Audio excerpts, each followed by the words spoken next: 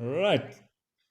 I'm listening. I 'Cause think you that's great. Fantastic. Well, thank you to everybody who has joined us. Wisdom Chats USA.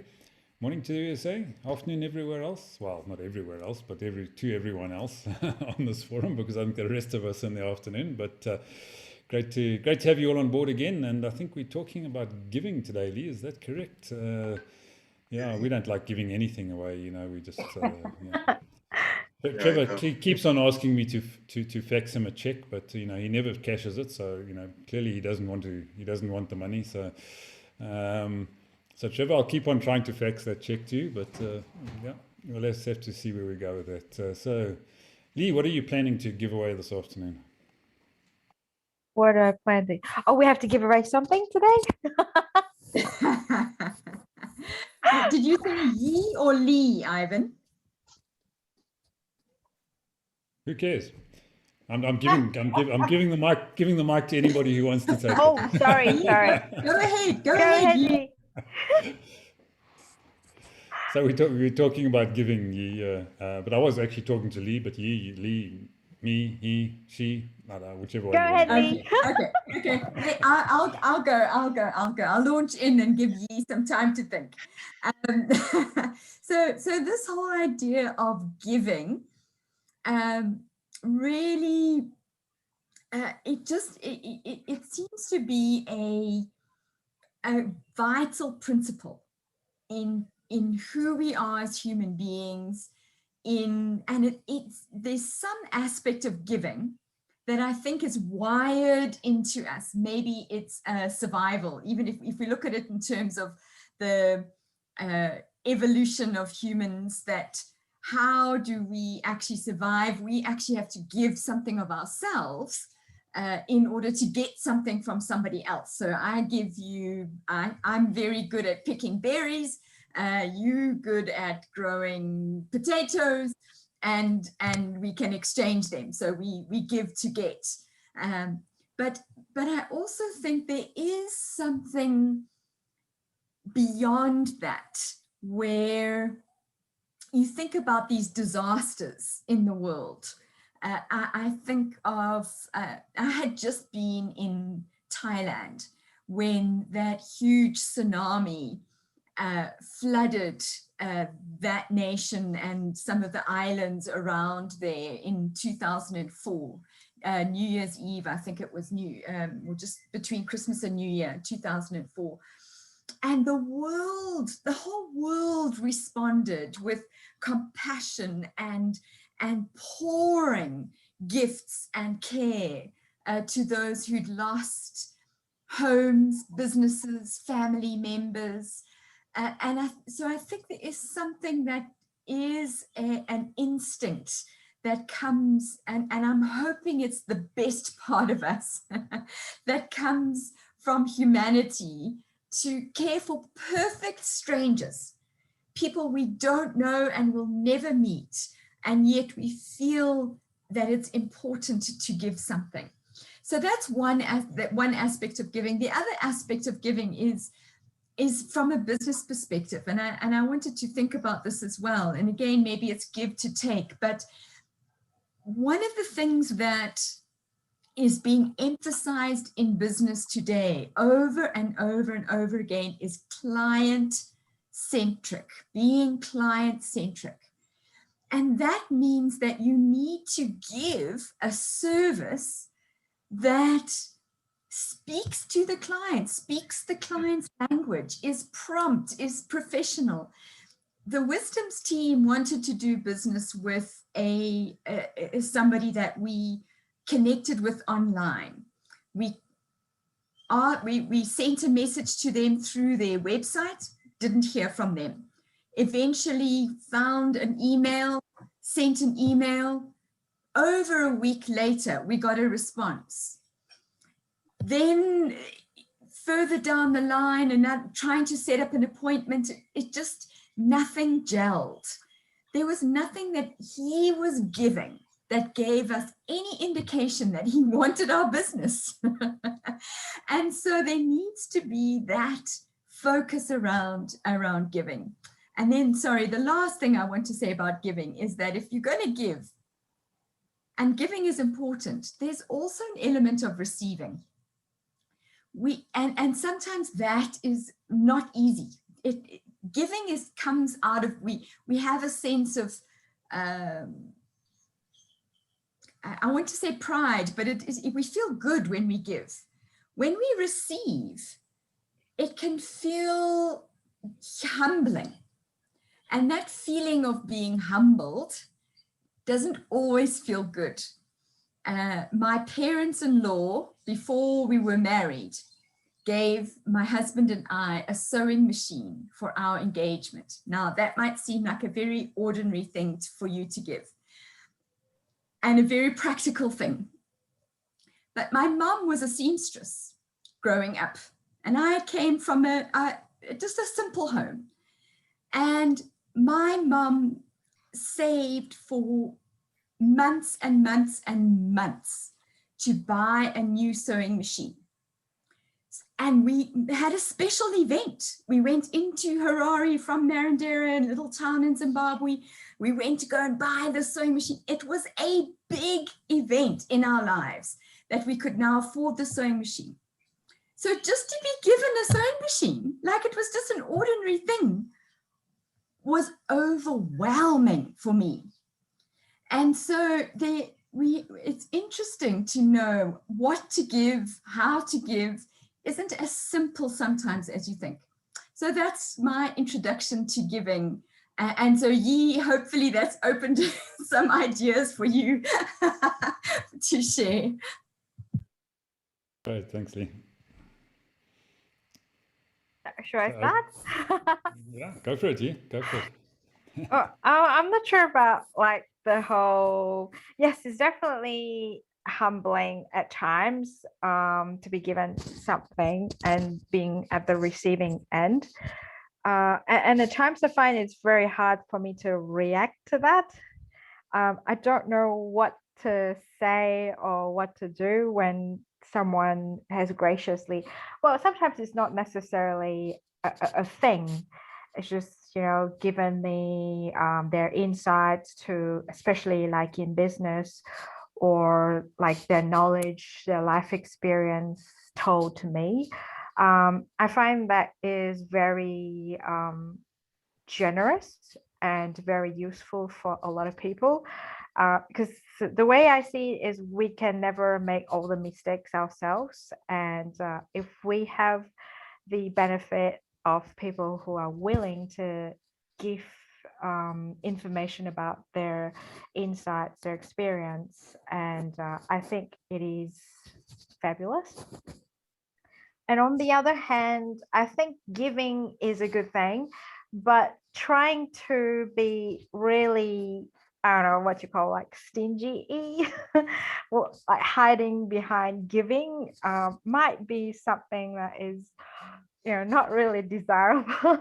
It's like it can become very condescending if you're trying to give something, but you're just like not really into it, or you gave something really, like it's something that you didn't want, and that is the way you get rid of it. And that is not really something that is really good. And there is a Chinese proverb that says, do not give people things that you don't want. And also a friend who is a monk told me, also do not force on people the things that you want instead of what they want. So that's my 2 cents. Great, thanks. Yeah, it is sometimes a fine balance, isn't it, between being generous and being condescending, I think is an interesting point you picked up on there. So David, what are your thoughts on giving?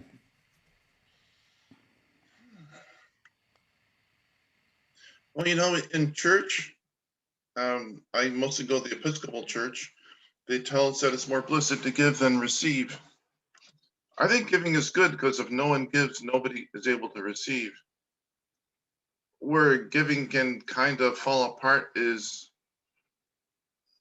let's see, lost my train of thought. Like say you give, I don't know, a watch that's worth $100 and you just throw it in the box and mail it to the person. And it's just like, yeah, like Lee was saying, kind of getting rid of it. You want to give it with the idea of giving pleasure to the other person. I think the main thing with giving, though, is if someone gives something to us, we should show our appreciation in some way. Say thank you. If I give you something and I never get a thank you or anything in return, I will probably stop giving. Because giving is an act of kindness. It's not an obligation. That's what I have to say right now. Yeah, it should never be an obligation, should it? I don't think that works at all. So, Vijay, what are your thoughts on giving? Well, as you know, I have lots of thoughts. You never lost the words. I had no doubt. I had no doubt.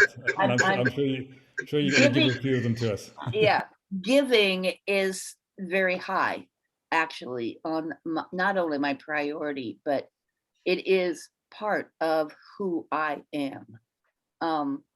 Over the years, there's various levels of giving.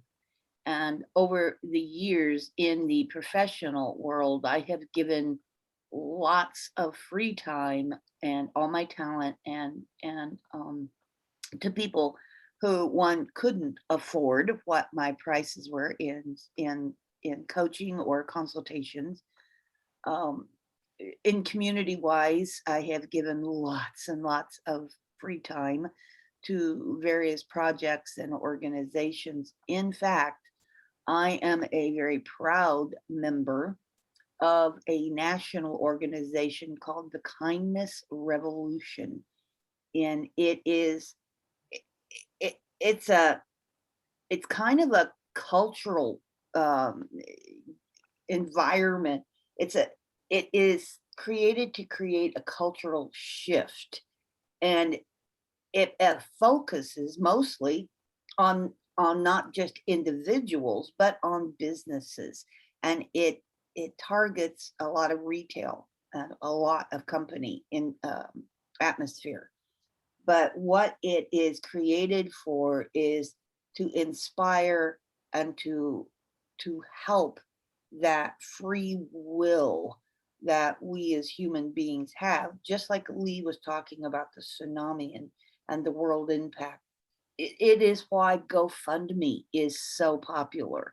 It is why we have the American Red Cross or whatever, or the American Cancer Society, or all these nonprofit or profitable, some are, some aren't, service organizations out there. It's because we want to give. In time of disasters, we give freely. We currently here in the States have a ongoing program called Feed the Hungry, or Feed the World, I think. I'm not sure what it's called. There's 2 or 3 of those kind of programs. In fact, on American television, the Food Network, which focuses only around chefs and creations of food and stuff, they have a program called No Child Hungry Goes Hungry. So people are donating like crazy to those things. Just yesterday, I had a neighbor I had never met before come knock on my door in the late afternoon and said, I hate to bother, and I know you don't know me, but I am needing a ride to the nearest town about 20 miles away. And she gave the reason for it. And I will tell you, I didn't know her, and I wasn't too certain that I wanted to offer assistance to this woman. But she started crying. And although that doesn't always make my decision for me when people show that kind of emotion, there was just something about how her body language and her tone of voice and the desperation that was coming out of her that I said, okay. So I took this total stranger, spent a good 45 minutes driving her down, letting her conduct her business and driving her back. Now, for that, she willingly offered me $15 for gas, which it didn't even, in my vehicle, you know, I get 50 miles to the gallon on my car. That was nothing. I mean, I spent nothing in doing that kindness for her, but she insisted. So I told her, no, I don't need $15. She said, well, then I'm not leaving here until you take something. And I said, well, we'll talk about it as we get closer to home. When I dropped her off and pulled up and parked, she had inserted a $10 bill in my console. So it's those acts of kindness, whether it's helping an animal. Oh my God, you guys know I'm a cat lady. So I now have a new crop of 7 new babies outside, on top of the 12 that I already had. So these are just neighborhood cats people have dumped, people have abandoned, and I feed and I shelter and I care for them. And it's just that kindness, you know, that you have in you, that you do, you know, that you just give. So it's whether it's a neighbor, whether it's a coworker, whether it's animals, whether it's a charity, giving is important. You know, it's that old Zig Ziglar saying, if you help enough people get what they want, you get in abundance what you want in return. And that's not just a dollar amount. That's an emotional connection as well in that phrase. So I'm a big believer in it, and I have been for decades. So giving is important. Great, thanks so much, BJ. Great stories there. So Trevor, I know you, no, I won't go there. I'll let you say your own stories. Right. So I went to go and fill up with petrol on Monday morning, and there happened to be a guy that actually walked around the pumps who didn't realize that he's approached me about 5 times before and is a well-known scamster around Johannesburg. And he forgot that he's taken us to the cleaners, because on the first time we fell for his story of, oh, my wife is just there and she's got the baby in the car, and we're desperate. We only need 40 or 50 Rand for petrol. But after a couple of times of being approached by the same guy, you know that this is a professional scam. So I gave him willingly, free willingly, and I love the free willy. Just reminded me of a cryptic clue, but I don't know where my mind was going, BJ. Anyway, so I gave him freely of advice as to where to get off the planet, and he'll probably approach me in about 3 months' time because he forgets who his marks are. But clearly, I have such a kind face that you know, I'm approached quite easily. But you know what? I had a problem with this thing called giving, because there are many people who play on the good-natured side of the average human being. In fact, we had a discussion this morning on Wisdom's Chats here locally about people that were giving of their time and volunteering to community projects. And my view then was that people who do it out of absolute, you know, the goodness of their heart and their intention, without expecting anything back, I admire those people. I doff my cap to them. They're absolutely fantastic. I've always had a challenge with the concept of giving to get, but I know how that book was written and why it was written and the principle adopted. But I still think there's a little bit of manipulation in that, within that particular process. But I think my thought of giving is, I've always sort of grown up with the view, and I'll tell you about my old man. He was a big problem with giving, because I came out of a very poor household, and we had nothing to give, but my old man would still give everything away that we had. So he would invite homeless people home, and they would sleep overnight, and they would take whatever little sheet and share a little bit of food that we had. Those are my younger day memories. But he would do it without any thought of any expectation of return. So for me, that's always been at the back of my head. Don't give anything to anyone with an expectation of something in return is really what swings my mind. So that for me is the sort of Ed Chapman type personality that I'm starting to recognize that I have. But my capitalist side of me, the Trevor Nell mercenary side of me, likes the idea of giving to get with planned, let me see who I can actually, you know what, maybe if I can give some poor people standing on the street corner, that will be my stairway to heaven. Yeah, no, let me work this one out. I'm just trying to work out what I should do with this concept of giving. That's my 3 cents worth. So I gave more than you, so I must be a far better contributor to this forum than you like. It's not a competition. Isn't giving a competition? Yeah, well, Trevor, you know, giving to try and get that stairway going, that's not called giving, that's called indulgences. You should know that. Yeah. Hey, before we get to Edward, and I don't want to take up Edward's valuable time because he's always got true wisdom to share. I do want to. Are you saying that my wisdom is not true, BJ? Is this what I'm having? Is that what you heard me say? No. Okay, go ahead. Okay. To go along with what Trevor said about giving, one of my dear stories, and I do think it's part of why my DNA is so strong about giving. As a child, I won't go into the long story, but as a child, my grandmother back in the 60s, she raised 5 children during the Depression, and they had no money. They scrapped and scraped and used every bit of food or cloth or whatever it was they had.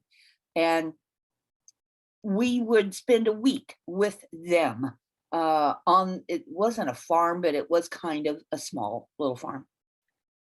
It was the baking of the breads. It was working in the garden. It was canning. It was doing all kinds of things to show us the importance of working for whatever reason.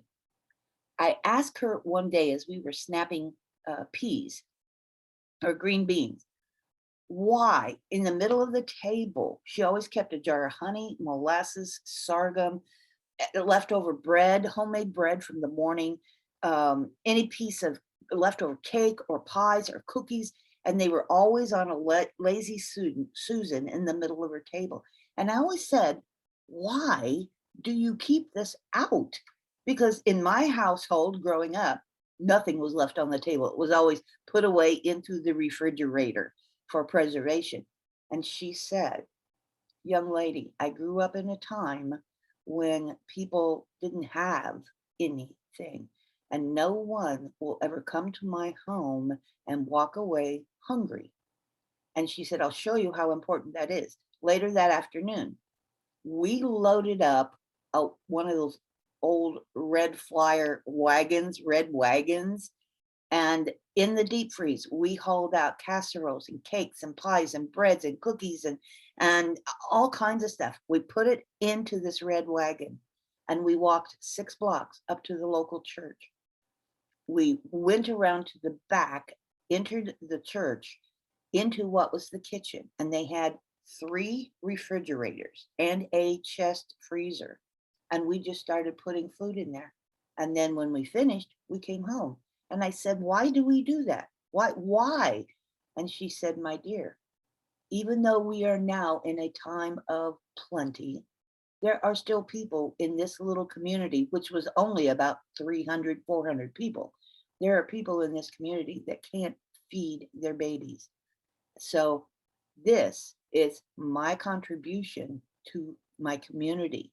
And And she just did it at free will. She said there was a time when I barely could feed my family, but we made a promise to your grandfather and I made a promise to each other. As long as our family is fed and we have leftovers, there's nobody that will go hungry. So she actually, back in the early 60s, was the first community food bank that town had.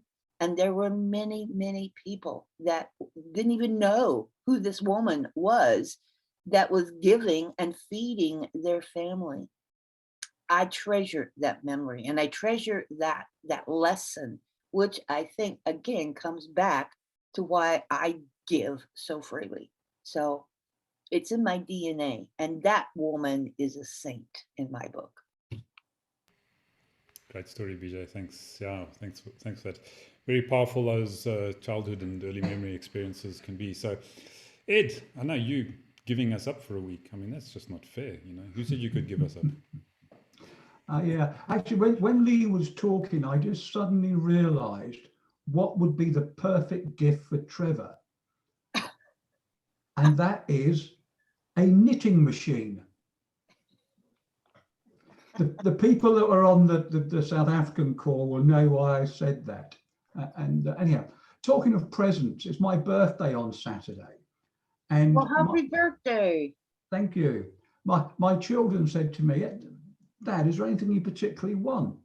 And I said, I don't want any presents. I just want your presence. And I think that's the most valuable gift we can give to anyone, is our time and our attention. That's more important than anything else. Now, and like BJ, I'm a giver. And one thing I do, I've kind of set myself up with, when I pay for stuff, I use my PayPal account and it's linked into my debit card and all that sort of stuff. And I've set it up so that it pops up and says, do you want to make a donation?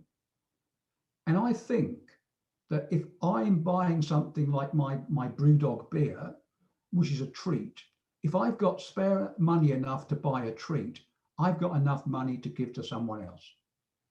So every time I buy something that's non-essential, I make a donation to a charity. But I think that is actually the wrong approach. I think giving is a sticky plaster on the symptom, and we're not addressing the root cause of the disease. Because Agreed. I cannot understand why anyone in the UK should go to bed hungry, because we're a rich country. Why are people going to bed hungry in the UK? Why are children suffering? And I think sometimes we make ourselves feel good. And I don't mean the people here, I mean a lot of other people. They think, oh, we've given to Médecins Sans Frontières, or we've given to the Red Cross, or we've given to Oxfam, we've given to disaster relief, we've done our bit. We haven't done our bit. We need to change the system so that people don't go to bed hungry. So yes, giving's great, and it's fantastic. I mentioned earlier about my ex-wife was always the person to take someone round a meal when they were ill, or walk their dog for them, or maybe do their washing. And I think that's fantastic. But we need also to have something on a much, much bigger scale to solve problems. And yeah, I was always told it was better to give than to receive. And I think it's important when we do receive stuff to always be gracious about it, because you give someone a compliment, they say, oh no, it's just something I threw on, you know, yeah. I'm still wearing my bathrobe. Lee got that comment, yeah. And yeah, you give someone a compliment and they'll dismiss it. I'm really pleased that both my daughters, actually, if they're complimented, they'll say, thank you very much for that. Yes, yes. So yeah, I think giving, perhaps not the solution to problems. Yeah, we still need to do it. We still need to do it, but we shouldn't have to do it. And giving your time and giving your attention to someone to show you care about them is the most important thing you can do, especially for a child. Just to spend a little bit of time with a child. Or a senior. Talk to them. or a senior, yeah, or someone with a disability, or someone who's Right. feeling left out. Just spend a bit of time with them, worth more than gold. That's me. Thanks. Yeah, that's why we invite Trevor onto these chat sessions every day. You know, we just That's a senior. Yeah. Giving him wisdom. yeah. Trevor's We slightly just, younger than I am, actually. so what is that, Ed? I said Trevor's slightly younger than I am. Yeah, but that's only in appearance. You know, I mean, it's. Yeah. No, I think yeah, it's an interesting thing because you know one of the elements you touched on there, Ed, which I think is I won't say it's pervasive because it's probably generalizations are terrible things, aren't they? But you often come across the situation where you do give somebody a compliment and you get the sort of false modesty sort of thing. Oh well, you know, and I mean, presumably you've given the compliment in good faith and it's genuine and therefore it should be accepted as such. And you know, sometimes I think it's really hard for people to do those sorts of things. Yeah, it's an interesting challenge. But getting back to what you were talking about in terms of your PayPal donation scenario, I must be I'm inclined to agree with you. I think you're wasting your money there. I think it'd be far better spent somewhere else. And I mean not somewhere frivolous, but I'm a skeptic. I'm a cynic when it comes to some of these big charitable organizations, to be honest. I think some of them do a lot of good, but I think some of them just use a lot of their money to pay salaries and fund infrastructure and put out advertising, and you know, very little of the money that is actually being put in their hands is being applied to actually really doing good. And so I've seen that over and over again in this country, and I'm sure it happens in other places in the world as well, where people set up these operations ostensibly to do good, but at the end of the day they're just creating a job for themselves so they can get paid and put food on their own tables. So that's the cynic in me, BJ. I'm sorry, but you know. Well, I think you're kind of right. It depends on the spirit that you enter into giving. You know, are you doing it for a selfish reason? And as Trevor said, to get something back in return, or are you truly doing it out of the goodness, the kindness, the generosity to better humankind? I mean, it truly depends on what the purpose of your giving is. So, Yep. Edward? That's it. Yeah. Yeah, I just wanted to amplify what Ivan said, really, because when I was in Tanzania, I was visiting a project, and the guy there had a beat-up old Nissan, what do they call them? Really old Nissan four-wheel drive. And he took me into a town called Arusha. And he said, you just walk along the streets of Arusha. And there were, like, along all the pavements, or what I think the Americans call sidewalks, they were just brand new Toyota Land Cruisers. And they all belonged to non-profits registered in Arusha. I think there were 700, and Arusha is not a big town in Tanzania. There were 700 non-profits registered. So I think you've got to be careful. And I said in the chat, I only donate to small charities that I know make a difference. And most of them are small charities I've either been on the board of, or have worked for, or volunteered with. So yeah, you're right, Ivan. I think, you know, a lot of the big ones, there's just administration, isn't it? Well, and we can take this to I don't know about other countries. I'm assuming there's something like or similar. But in my travels, even in not more than 10 years ago, if you go into the deep delta south of this country, you will still find shacks that truly are not habitable for pets, and people are still living in those.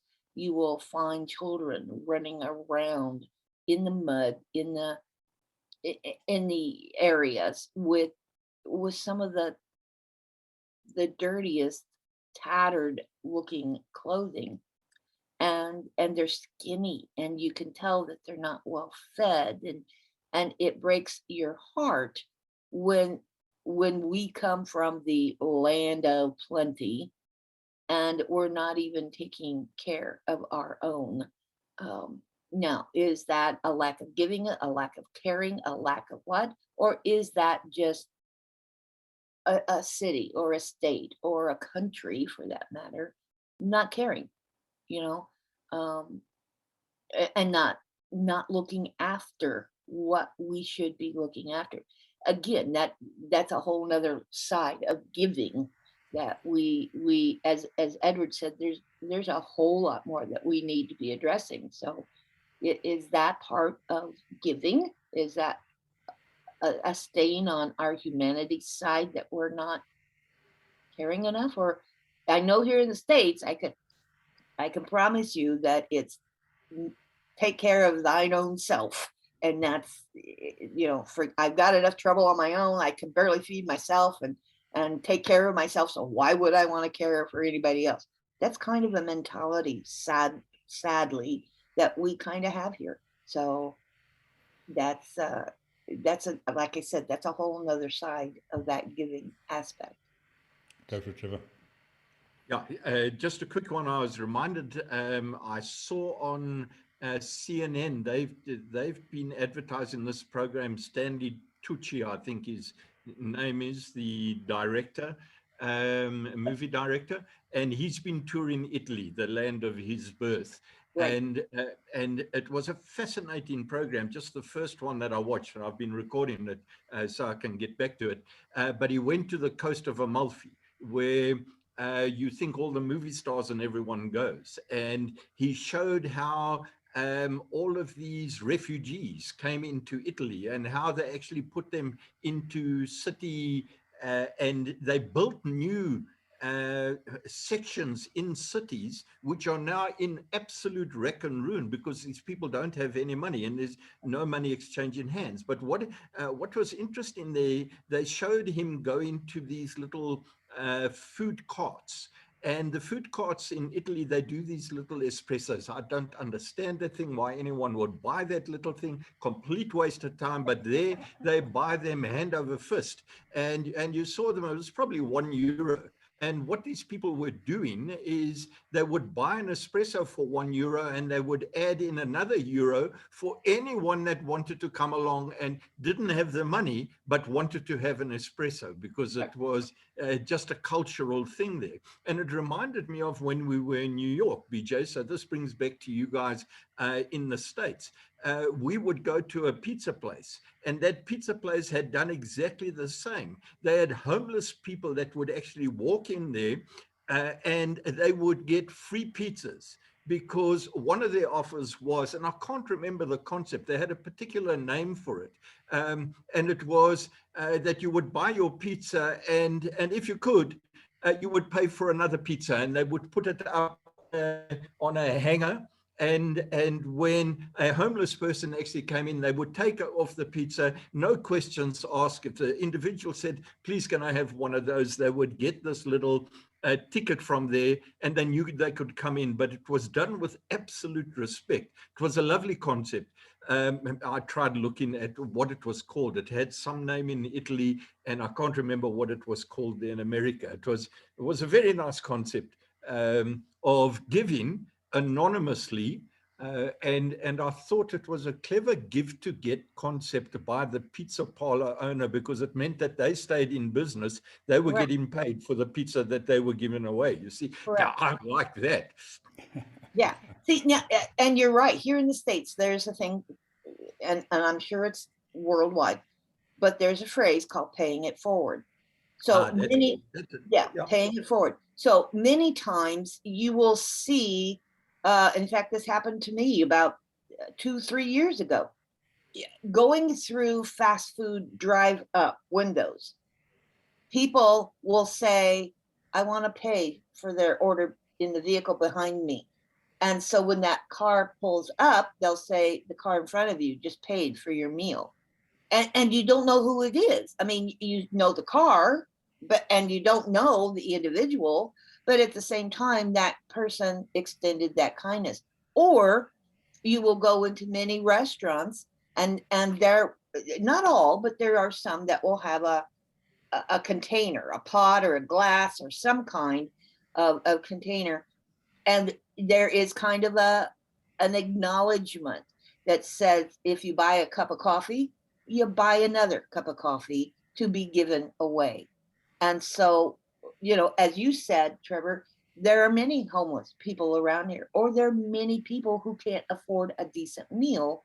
But in this pot, if someone comes and says, I need a sandwich, I need a $3 hamburger just to get me over because I haven't eaten for 3 days, they'll dive into this pot and they'll create that, and rightly so, the owner gets paid, but yet a kindness has been extended, the generosity of humankind has been shown, and it's a wonderful gift. Wonderful.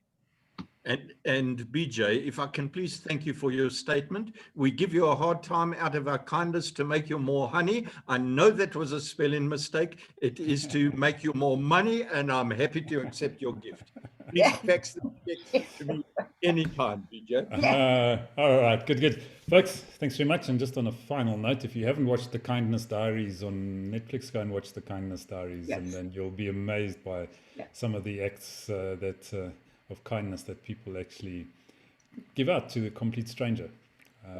And some of them get something in return, which is a big surprise, but none of them expect anything in return. So an excellent show. But thanks everyone for a wonderful chat this afternoon.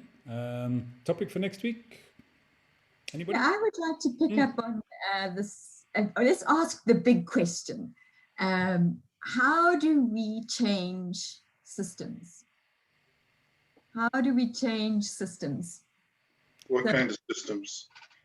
Yeah, so if there's a way, so Edward raised it, right, is that we can give, we can pay it forward, but is there a way that we could actually change the system so that there's no requirement to feed the hungry, because the system has now been readjusted, that there is an equitable share of food around the world? Oh boy, that's going to be controversial. Oh, See the spark flying. Welcome to Wisdom's Chats, David. Yeah, exactly. Bring it on, bring it on. Yeah, this is what we get. This is what we need. Seriously. That's right. Okay, folks. So you've got 1 week to reinvent the world, and we look forward to your solutions next week, Wednesday. So have a good week, and chat to you soon. Cheers now. Bye. Bye. Cheerio. Thanks, everyone. See you next